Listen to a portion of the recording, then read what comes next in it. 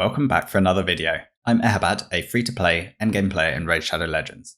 First, let's get the good stuff out the way. There is a new promo code. I know other people have already posted it, and it's unlikely anyone watching my videos hasn't already seen theirs. But if you are one of those people, then there is a new promo code, Skeleton Crew Forever. Gives us, 3 energy refills and a couple of other bits and goodies. Not the best, not the worst, but we always like free stuff, so why not? The extras will help me finish champion training and Ice Golem. Probably have a little bit left over as well. If we jump into the champion training, you can see that I am nearly finished. We've got just about an hour left, and I only need 373 points left, which will be easily gained. I also have some energy still left over from Classic Arena within which to do that. And also, I did win my tag team arena tournament, so I will enjoy that Relentless. Let's just have a quick look at the Relentless that came in for those watching that are interested.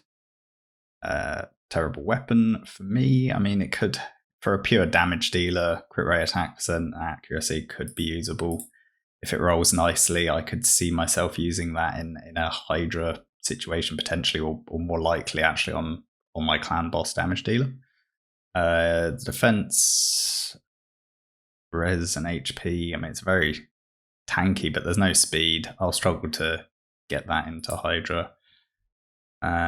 Shield, also trash. Also trash. The chest is nice, and boots are trash.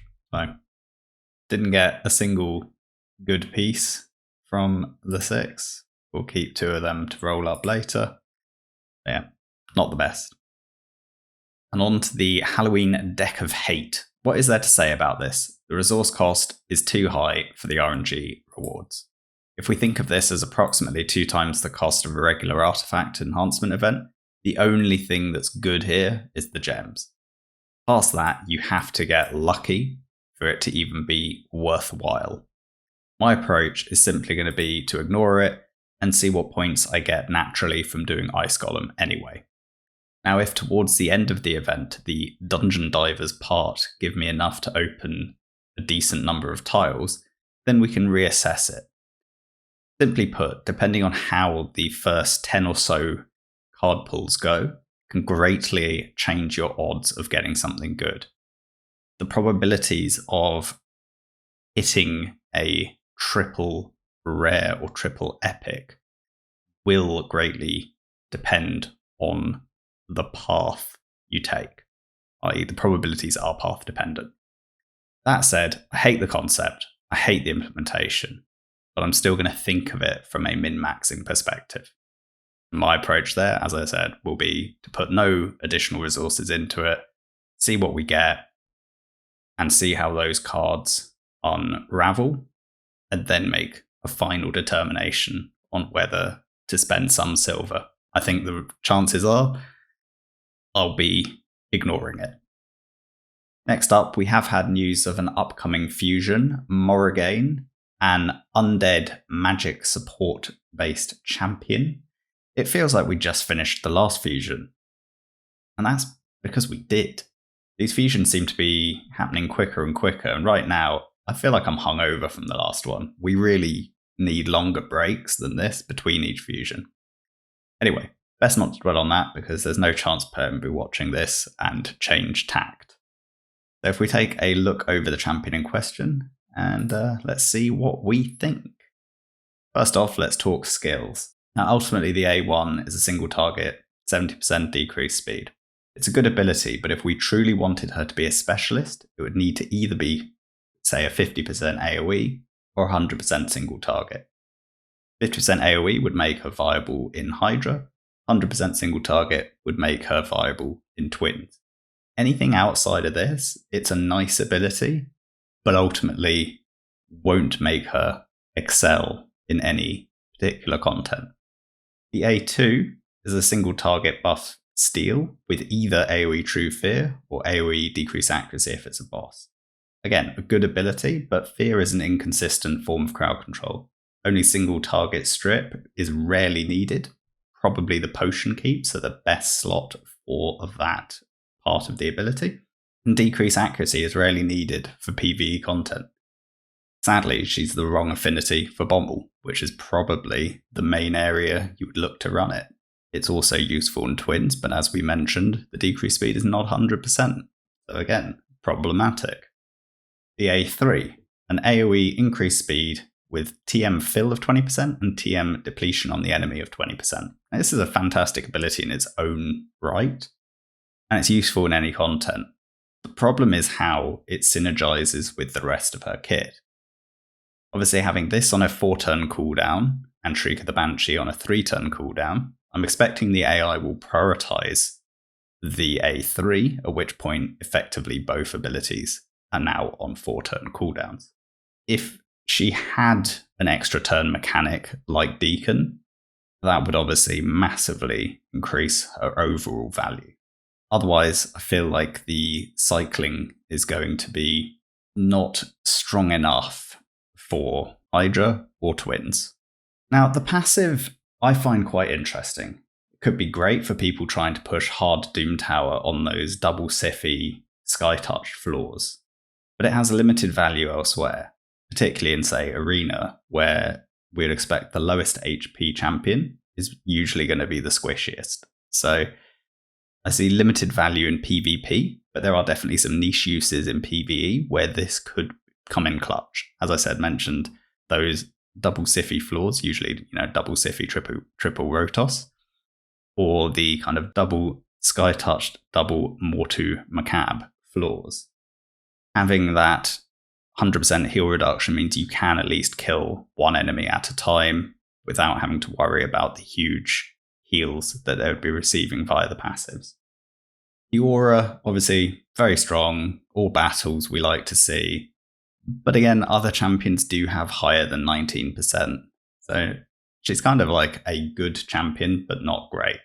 If she wanted to be excellent, we'd need to see either the A1 change to 50% AoE or 100% single target, or the A2 against bosses, if that was changed to be the decreased speed part of her kit, or the block buffs, or even decrease attack, those debuffs are more valuable in more content against bosses than decrease accuracy is.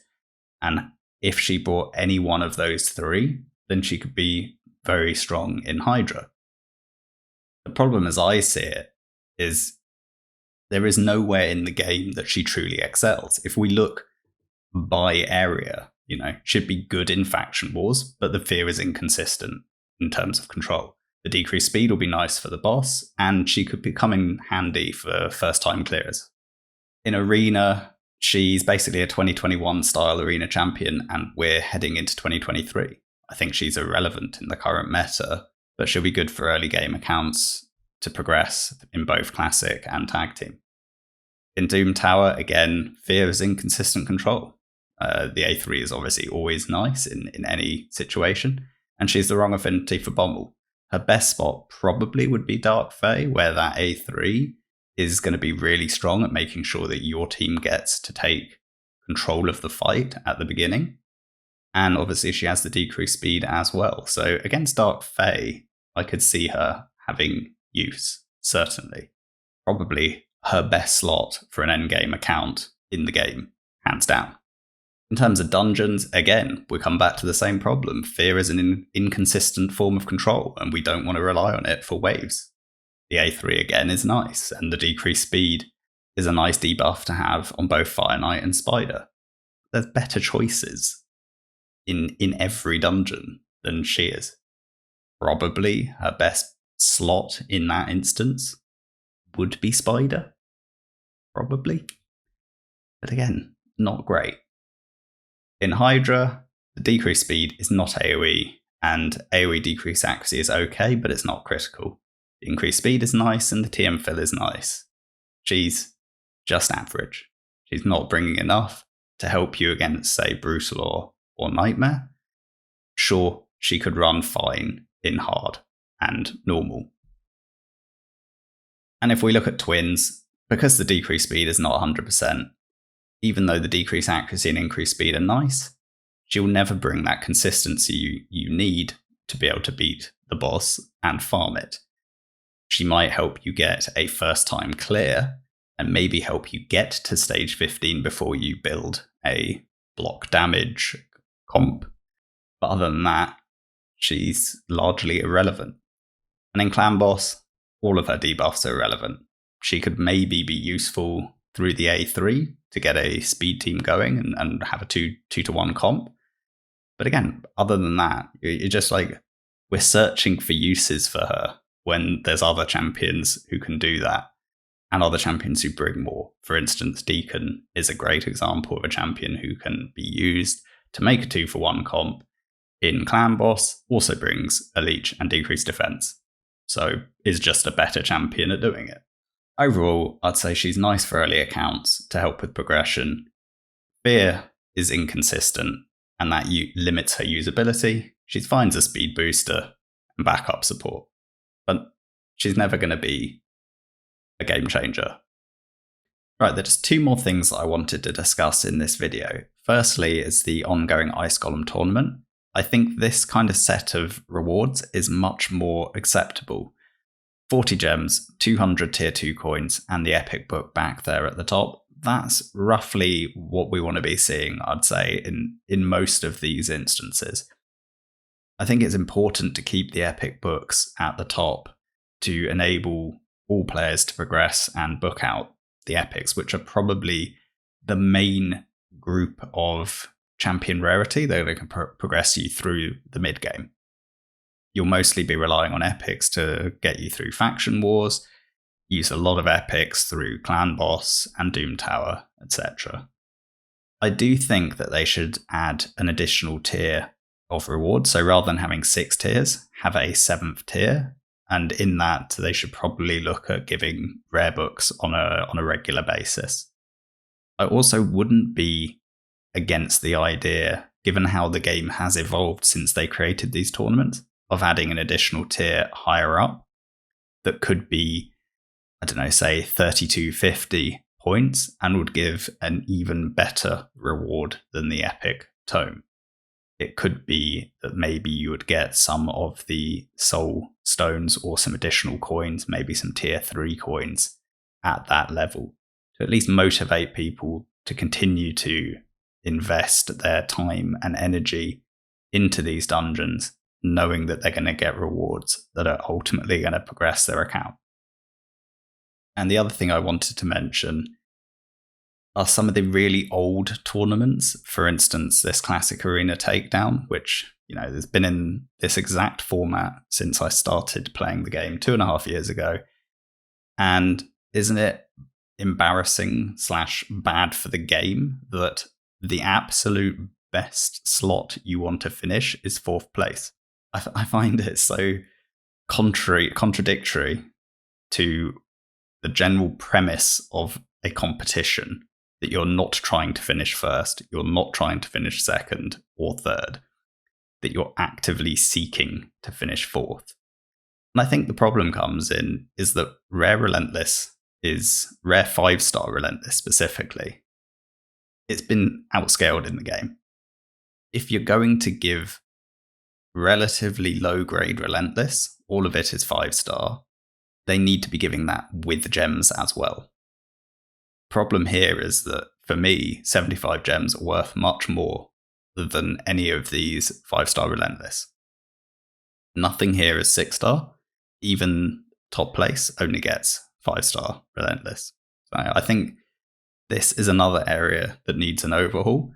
And it ties back to the last video I did where some of the comments people were saying, that all of their decisions are driven purely by greed and trying to create circumstances with which people want to spend money. And whilst I agree that many of their decisions are that, I think this is another perfect example where having the format in this way does not encourage spending, does not create opportunities for people to need to spend. You know, if first place was something that was rewarding and encouraged competition, people would spend to buy more refills, either spend gems or buy packs with arena refills, and they would go after finishing top, and that would create the competition, which would create the space for people to spend. The fact that no one cares and no one puts the effort in to win this tournament means that there is no opportunity for them to make money on it. So I think there's a lot of instances in this game where they just haven't given it any thought. They've implemented it, it's not on the radar, and it hasn't been reviewed.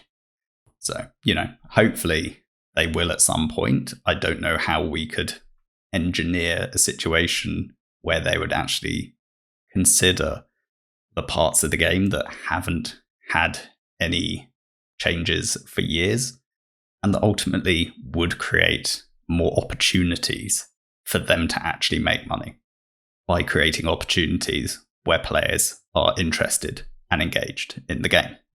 Right then, thanks for watching. Please like, comment, and subscribe. Any feedback is always welcome, and I'll catch you in the next video. Bye for now.